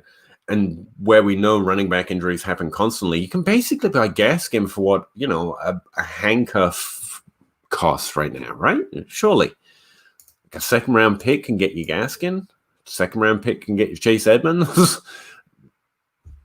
Gaskin's already doing it. Unless he gets injured, he's going to keep doing it. Chase Edmonds, we hope, can keep eating into Kenyon Drake's workload, but maybe not.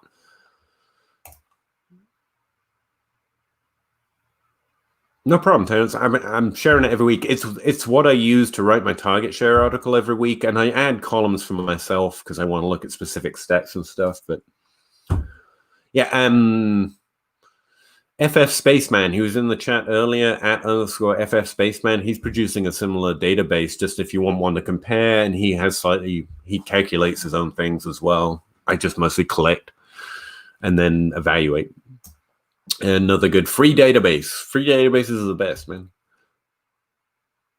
Drake's out. Okay, well, Chase Edmonds is probably worth that second round pick. Yeah.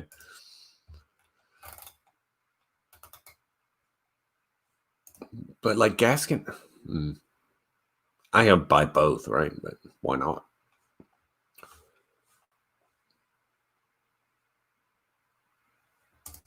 One note: this if this is the first time you're looking at it, the team against tab, I should point out that the stats on the left here, one, they work in the opposite direction to the right here, to the ones on the left, the air yard stats, in that, the positions run across per team instead of along. But also, I haven't updated that information from RotoViz yet. That's what I just forgot to do. So the touchdowns above and under average, the touchdown rates, that's all based on the first 6 weeks, not the first 7 weeks. I forgot to update it while I was talking to you. And those stats are less useful unless you want to use them with slight adjustments in projections, which is how I use them. Marginal adjustments for the matchup this week. But mostly I use Vegas lines to do that for me. But the air yard stuff is I think more applicable in terms of where volume is going against team. And again, that wasn't my idea. That's someone that was in chat and he sent me a DM, was like, I would like to see air yards and racer against. I was like, oh. So I added it. And that's the best idea in that sheet. So he deserves a shout out or two.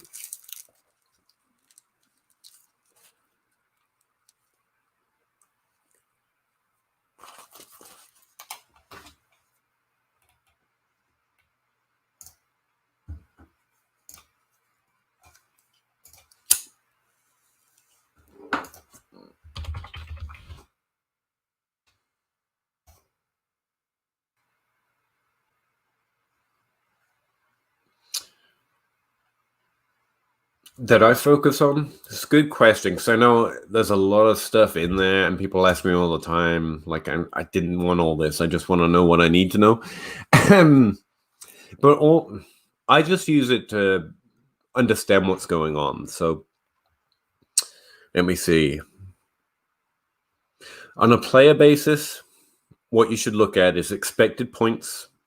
You should really look at air yards and Whopper, because Whopper is weighted opportunity rating. It's a really good one. It's hard to utilize, though, and it's hard to get in your head if you're not used to it. But essentially, sort players by weighted opportunity rating and then look by position. It's specifically more useful for tight ends and wide receivers. So those are good ones. The ones let me just start from fresh here. The ones I spend the most time looking at for my own education, I look at expected points per game, because we're deep enough into the season, we can do that per game adjustment. Hang on. All right, here it is. So expected points per game, and that's why I've brought it to the left, because you can see the expected points stats are all the way over here on the right, but all these ones that I've imported in to the left, those are the ones that I look at the most, and I want them to be quicker to find, so I've just brought them over. So that's one answer. The touchdowns or yards per touchdown, players typically average between 100 and 200 yards per touchdown because of the way it's calculated at any position: quarterback, running back, and wide receiver. So I look at that. Like we just saw that Myles Gaskin's getting 522 yards per touchdown. That's too many. So he should catch a touchdown or rush for a touchdown to bring that down. It's a very easy, clunky, but easy way to look for regression. This player should score more touchdowns or touchdowns at a higher rate than he has been doing. So it's a really quick regression stat, and I really like it. I got that from Adam Harstad. Personally, I really like looking at yards per team pass attempt and yards per team attempt. It's one of the stickiest metrics week over week and season over season. So if you want to look at a team and decide who's doing better on their volume and getting more volume, or who's the most valuable player on that team at that position, yards per attempt is going to tell you a lot of that very quickly. These over-under columns I've got over here are kind of defunct now. We're too far into the season for them really to be that useful. But it's basically based on your team position rank, who's getting more opportunity in target share for that team position rank. But we're too far into the season for that to matter too much anymore. I also look at FPOE. That's fantasy points over expected. Red means they're scoring too few points for the opportunity they're getting. Blue, although that wouldn't show up in your version because it's Google Sheets. Positive number indicates they're outscoring their opportunity. A negative number indicates they're underscoring their opportunity. That's another way of looking for regression, but also players who are just underperforming their role. And if they consistently do that, they might start to see some of that role slip away. Also, if you're looking from a rookie perspective, being efficient, so having a positive value in this column, is a really good thing. It indicates that you are more likely, or you're in a higher percentage group, to get more opportunity next year if you're looking at it for dynasty information. So if you look at rookies and they're being efficient in this stat, that's a really good thing. That's something that Blair Andrews from RotoViz discovered, I don't know, but he definitely wrote it up, and it's the first one I saw to write it up. So I look at that one a lot as well for a longer term kind of view of how players are doing. To simplify that, the TD rate, yards per touchdown, I've written it backwards here, but it's actually yards per touchdown. Expected points to game for who's getting the most opportunity, and then yards per team pass attempt. Those are what I look at the most. Now, I'm writing a target share article, so I spend a lot of time looking through the target share, which is obviously important. But yards per team attempt and expected points are better measures of it, realistically. So I'd mention those two first.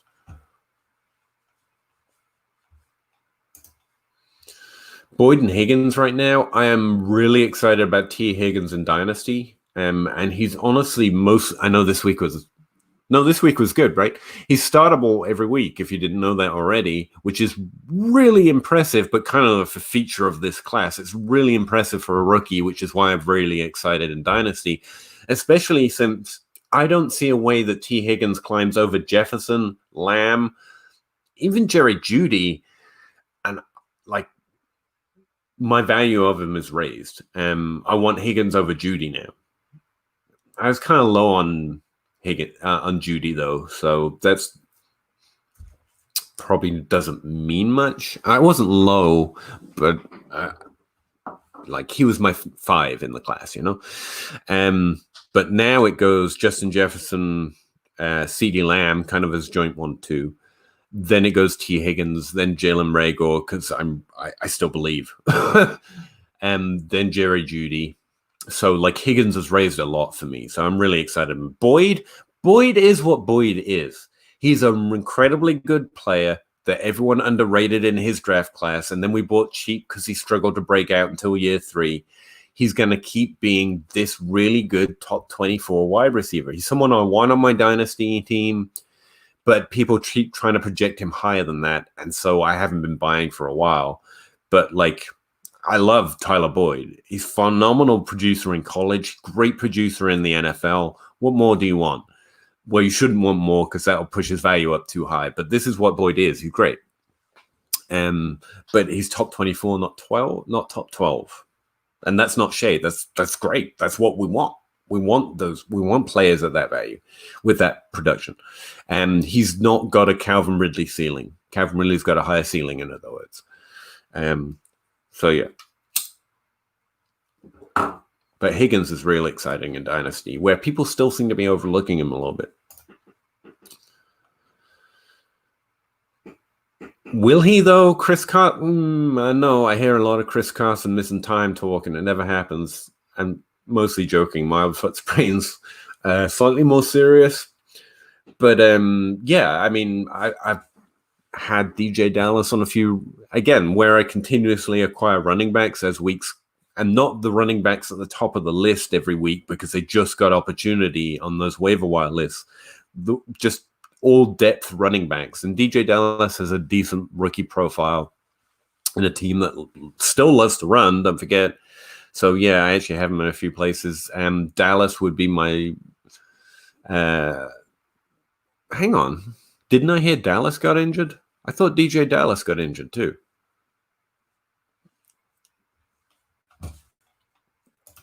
But yeah, he would be my next man up. And it's always a good idea to buy the next man up increasingly as the season progresses in running back backfields, especially good running back backfields. I haven't done my injury stuff yet for my projections because I don't really start that till tomorrow. But I thought I heard DJ Dallas got injured. I didn't get to watch that game, obviously. Or I'd know for sure.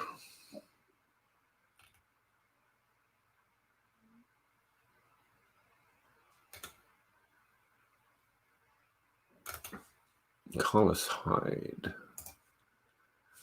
Well, here you go. I've got the week stat. Didn't Carlos Hyde lead the backfield last week?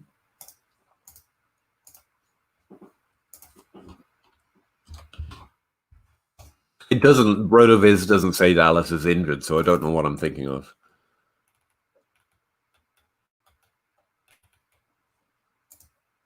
It must just be a brain fart. Sorry, but yeah, Dallas. DJ Dallas would be the guy I would assume would be the next man up, and he's got a decent rookie profile.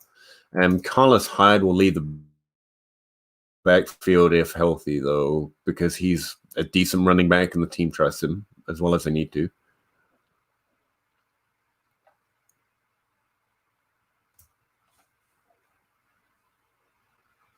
Yeah, and he's the one that led it last week, or this past game.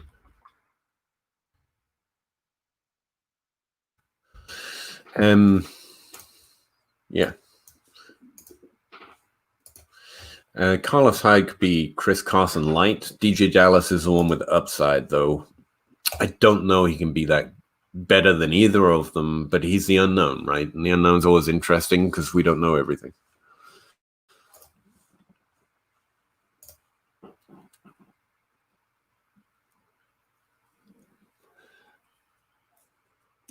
David Montgomery looks to be due.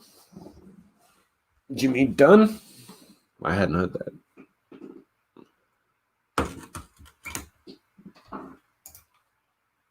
No problem, Terrence. I appreciate you taking a look at it. I hope it's useful. Let me know if you have any questions about it or anything, because I know there's a lot of stuff in there. I tried to put a glossary in there, so if you don't know what a term is, it should probably be listed, but sometimes new ones get added and I forget.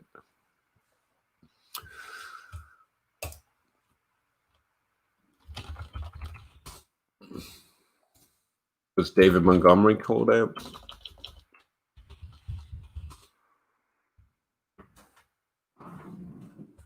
Yeah, I didn't understand everyone touting him this offseason.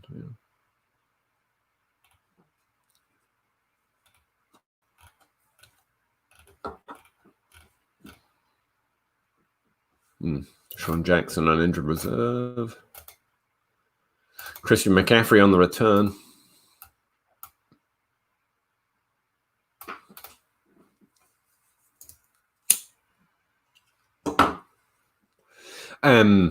If Chris Carson does get injured, expect them to add someone too, which adds to some interest in anyone you see out there who might be decent. I mean, CJ Process I just saw was just released. Maybe. You never know. If you've got a deep enough bench, those guys are also worth adding increasingly as the season progresses.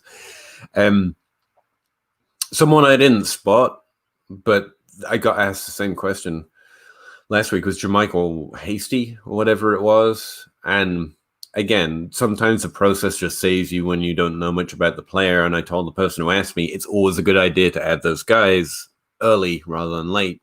You pick them up now so that when everyone runs to the waiver wire, they find that they're already on your team.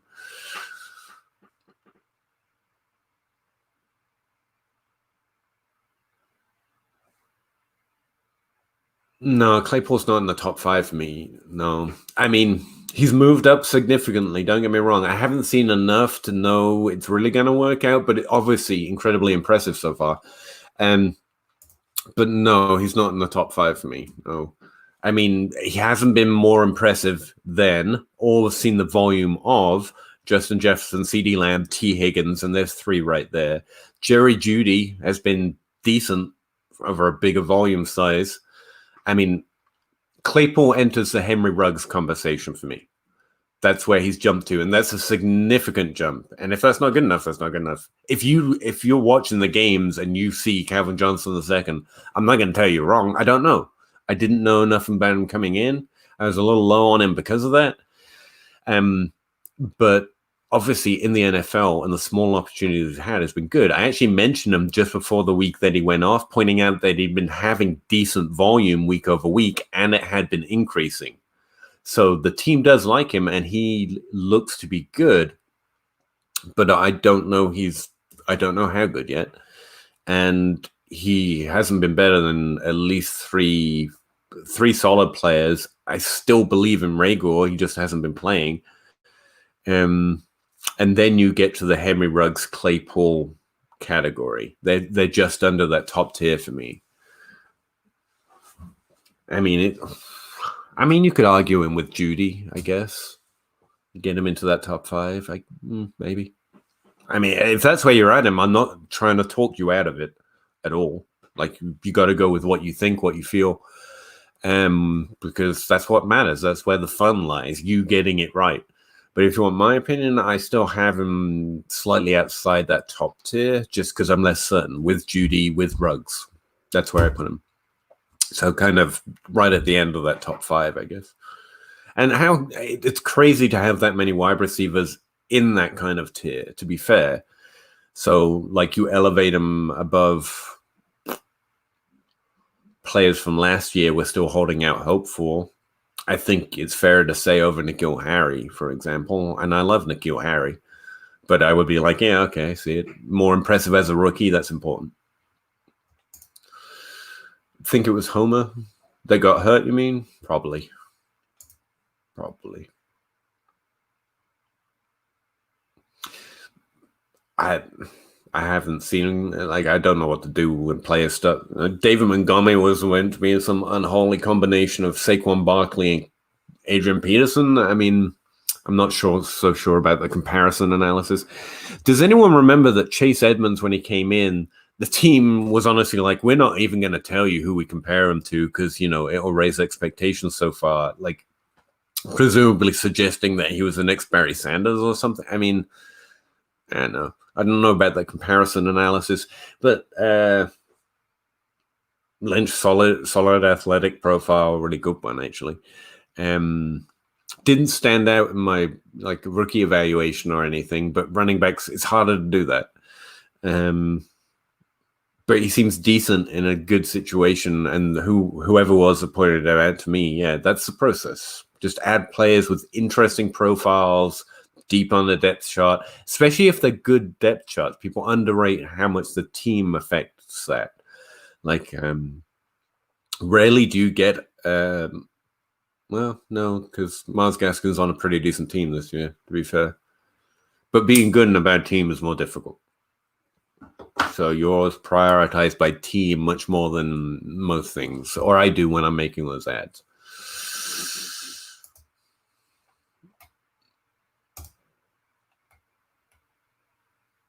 I don't know who's still out there. Seattle could add that would make me worried that DJ Dallas,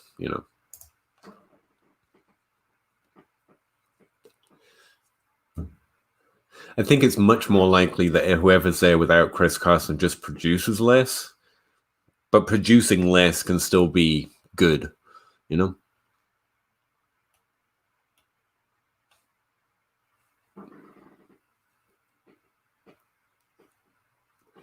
Well, here you go already. Seattle Times understanding is that Chris Carson's foot injury is not considered significant. I know. Kind of always believe that Chris Carson's going to play. He should miss some time, though, and that's going to make DJ Dallas, maybe Travis Homer, more interesting, but they're probably just going to produce less, and Carlos Hyde's going to take up the majority of the work. Don't see anyone there like a Chase Edmonds who, I really like, and I'm just hoping opportunity turns up. DJ Dallas is the closest to it. But yeah, it could very easily just be a split. None of them are as good as Chris Carson. Now, if Rashad Penny was still healthy, I might be, somewhat more high on making sure I try and add him or trade for him or whatever else. But I could also just be wrong on Dallas and Travis, and that's why you follow the process. Both of them have to be added. That's just given. And we'll see how it goes. They're not... This year, they could probably be started next week if that's the situation, to be honest, with the amount of injuries we've had. But they would be hard starts, hard to project up there. Especially with Carlos Hyde, I still think he's, from what I know, he'll be the one getting the majority of the work so far.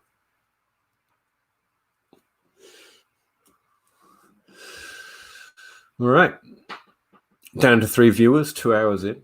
Pretty cool. I assume that means I chased everyone off.